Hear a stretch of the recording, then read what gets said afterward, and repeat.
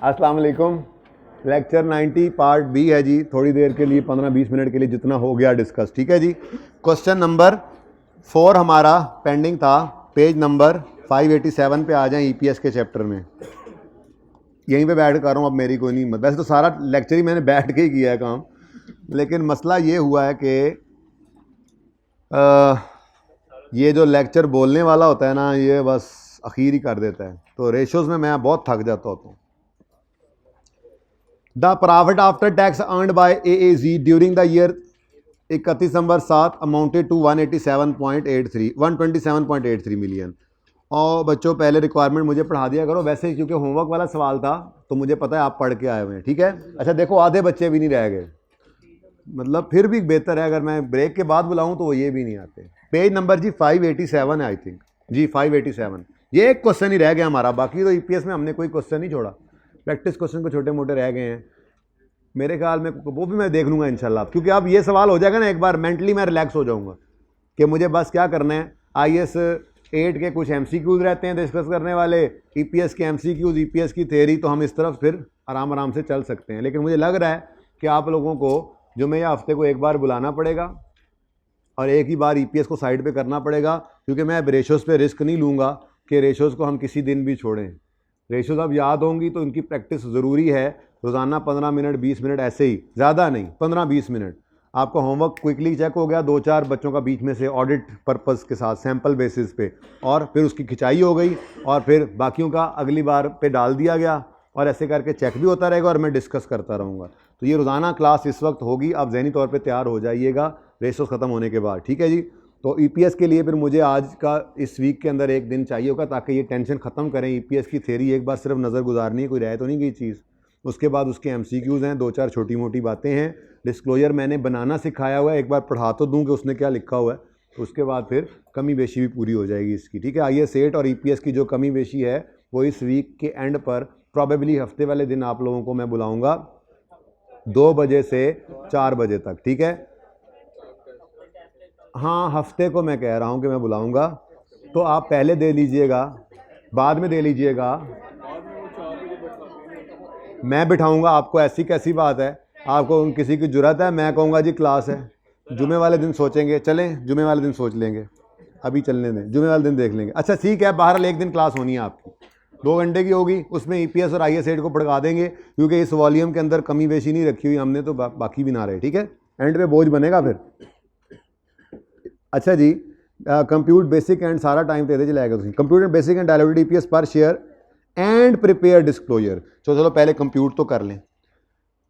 हाँ जी, AAZ का प्रॉफिट आफ्टर टैक्स कितना है जी? 187.83। Weighted average number of shares outstanding during the year was, weighted average number of shares भी निकाल के दे दी उसने बेसिक EPS के लिए। Details of potential ordinary shares at 31 December are as follows. Company had issued debentures which are convertible into 3 million ordinary shares. अब उसने खुद ही convert होकर जितने बनने हैं ना वो निकाल के दे दिए। इतनी आसानी थी इस सवाल के अंदर। असल में इस सवाल के अंदर ये चीज़ थी कि प्रिपेयर करना है डिस्क्लोजर, ठीक है ना, असल ये चीज़ थी। तो ICAP के 2 सवाल हो गए जिसके अंदर डिस्क्लोजर आ गए। एक उसने एग्जाम्पल में कहा था, वो कौन सा था वो, अबरार, वो सवाल कर लिया था हमने, और एक इसके अंदर उसने डिस्क्लोजर कहा हुआ। तो क्या पता इस तरफ चल पड़े। अच्छा, the debenture holder can exercise the option on 31 दिसंबर 19। हम खड़े हैं इस वक्त 7 पे खड़े हैं और 9 तक वो कर सकते हैं। If debentures are not converted into ordinary shares they shall be redeemed, यानी कि फिर पैसे दे देंगे। ओ भाई अभी तो दूर की बात है, 7 में खड़े होकर तो ये कन्वर्टेबल है ना। वो कहता है अगर उन्होंने 9 के एंड पे आगे कन्वर्ट ना कराए तो उनको कैश दे देंगे। और भाई वो 9 जब आएगा तब देखेंगे, फिलहाल तो हम 7 के एंड पे खड़े हैं और ये कन्वर्टेबल हैं, इसलिए बेसिक में नहीं आएंगे, डायलूटेड में आएंगे। अच्छा है ना, भूल रहा था EPS रेशियोज के अंदर, है ना, फौरन याद आएंगी बातें इंशाल्लाह। The interest on debenture for the year amount, interest on debenture उसने निकाल कर दिया हुआ है। अच्छा, इरिडीमेबल प्रेफरेंस शेयर्स हैं, कौन से वाले, ये मैंने कर दिया हुआ है, चेंज इरिडीमेबल कर दिया हुआ है मैंने, ठीक है। ICAP ने इरिडीमेबल दिया था सोल्यूशन के अंदर, लेकिन लिखा नहीं हुआ था, तो इसलिए जब उनकी ईमेल आई थी तो मैंने कहा था जब आपने नोट हमसे डलवाना है तो हम नोट क्यों डालें, फिर नोट बस इसी पे डालना है, अगर चुप होगा तो हम रिडीमेबल ले लेंगे। और फिर सारे सोल्यूशन मैंने कहा चेंज ना करें, सोल्यूशन सेम रहे, तो मैंने 1-2 जगह पे फिर इसको रिडीमेबल कर दिया था, ठीक है ना। ओके, आप रिलैक्स हैं, सवाल बोलेगा जो वो करना है, चुप होगा तो कौन से ज्यूम करोगे, रिडीमेबल, कौन से, रिडीमेबल, ओके। लेकिन नोट डालकर कुछ भी कर सकते हो, ये मैंने पहले बताया था, वो मर्जी भी है, कोई जिद करे जो मर्जी करे, आई के अपनी इजाजत दी थी। इरिडीमेबल प्रेफरेंस शेयर्स इशू हुए थे 2004 में, ये कन्वर्ट होने into 4 million ordinary shares, again ये लिख के दे दिया, at option of preference share holders, the conversion option is exercisable on 31 December 10, board दूर की बात है ये भी। The dividend paid on preference shares during the year 7 amounted to, the company has issued option, सारा कुछ ही है यार, carrying right to acquire 1.5 million ordinary shares, तो ऑप्शंस हैं वो मतलब 1.5 मिलियन ऑर्डिनरी शेयर्स के हैं, तो इसका मतलब वो इतने ही ऑप्शंस होंगे ना। अगर कोई मसला ऐसा होता कि एक ऑप्शन पे 2 शेयर्स आने तो वो लिखता, तो सिंपल सी बात है कि 1.5 मिलियन शेयर्स लेने के ऑप्शन हैं तो 1.5 मिलियन ऑप्शंस ही हैं, ठीक है। ऑन और आफ्टर 31 दिसंबर 7, कहता है जी कंपनी के शेयर्स 31 दिसंबर 7 पे भी ले सकते हैं, इसके बाद भी, at a strike price of, ये वो प्राइस जिसके ऊपर हमने उनको लिख कर दिया है कि आप शेयर दे लेना, during 7 average market price of share was, लेकिन अभी वो क्या कह रहा है, कंपनी ने इशू किए हैं, ऐसी कोई बात सवाल में नहीं लिखी हुई कि वो कन्वर्ट हो भी गए हैं, तो इसका मतलब अभी तक कन्वर्टेबल ही हैं, ठीक है। लिखना चाहो तो मेरी तरफ से लिख लो कि the options are still out, मेरी तरफ से लिख लो, आर स्टिल आउटस्टैंडिंग या नॉट एक्सरसाइज, ठीक है जी,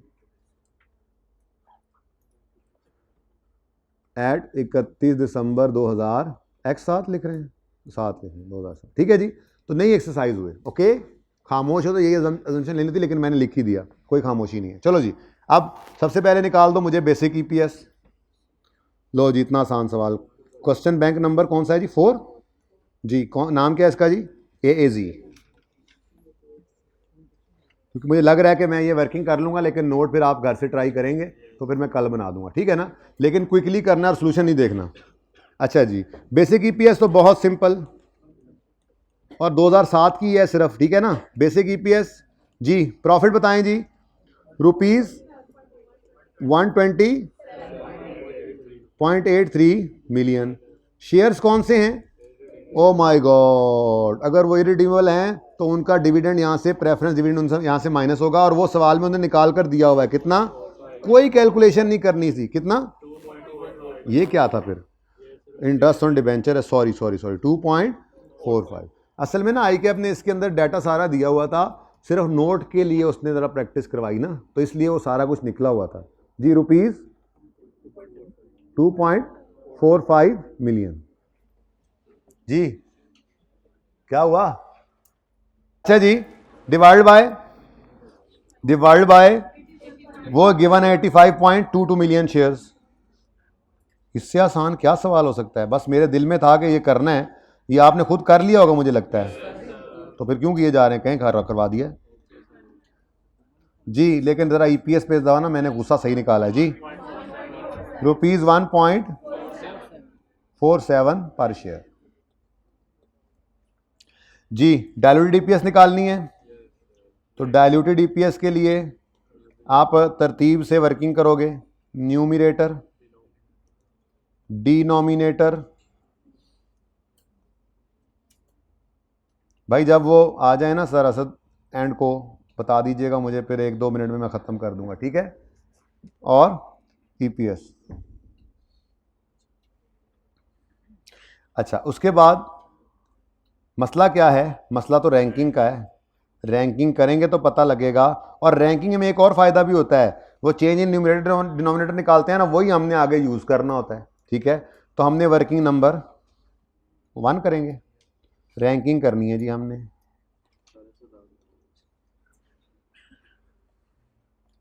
जी, चेंज इन न्यूमरेटर, यार मसला है तो चले जाओ ना, मुझे तो ना आप तंग करो, मैंने सबको जाने दिया तो सबको बिठाया होता, मैंने सबको कहा चले जाओ, जिसने जाना है जाओ, जाने वाले कोई रोक सकता है,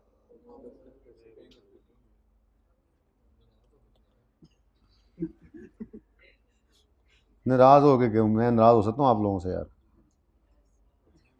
नहीं हो सकता यार, तुम्हारा गलत ख्याल है ये, यस सर वाले, इंक्रीमेंटल ईपीएस, लो जी शुरू करते हैं जी काम। सबसे पहले क्या चीज़ नज़र आ रही है सवाल में? डिबेंचर्स ले लो, हमने रैंकिंग तो अपनी करनी है ईपीएस के हिसाब से, इंक्रीमेंटल ईपीएस के साथ। तो नंबर 1 डिबेंचर, हाँ कन्वर्टेबल ही है, मैं तो डिबेंचर भी पूरा नहीं लिख रहा जी। एक मिनट, मेरे ख्याल में ना ये बहुत ज़्यादा ओपन हुए हैं और वो अब रोने पे आ गया। लें जी, डिबेंचर्स हैं जो कन्वर्ट होंगे 3 मिलियन ऑर्डिनरी शेयर्स में, और इन पर इंटरेस्ट है 7.5, लेकिन टैक्स रेट है 30%। तो ये तो बहुत आसान है जी। चेंज इन न्यूमरेटर क्या आएगा जी? 7.5 मिलियन उसने निकाल कर दे दिया, इंटू 70% कर दें नेट ऑफ टैक्स। डिबेंचर को करना है, सिर्फ प्रेफरेंस शेयर्स को नहीं करना अगर खामोश हो जी। 5.25, और डिनोमिनेटर में उसने खुद ही बता दिया था 4 है, 3 मिलियन ऑर्डिनरी, 4 थल्ले सी जी, 4 1.46। नेक्स्ट है जी,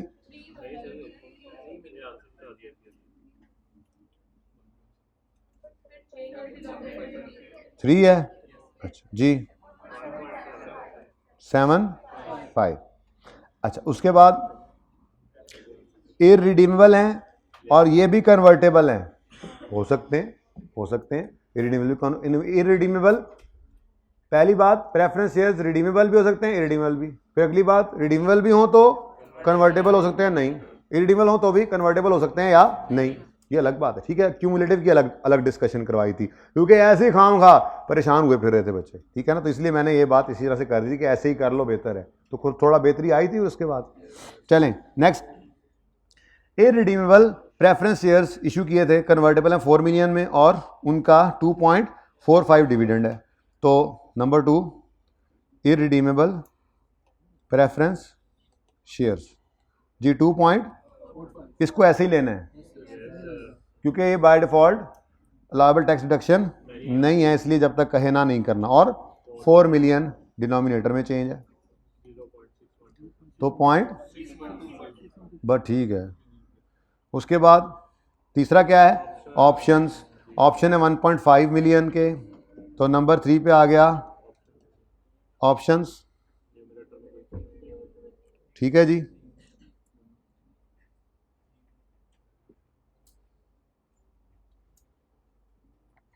अच्छा ऑप्शंस में न्यूमरेटर में कोई चेंज नहीं, डिनोमिनेटर कैसे निकलेगा जी? 1.5 मिलियन डिवाइडेड बाय 11, और इन दोनों का डिफरेंस 1.1 बनता है, ऐसे ही है। ये दरवाज़ा खोल दें अगर बच्चे आ रहे हैं तो, ये ना हो उन्हें बता तो नहीं, कोई बंदा खड़ा कर दे इधर, भाई कोई इधर आ जाए बंदा, एक को कह दें किसी को जी। 1.5 million options divide by 11 rupees और 1.1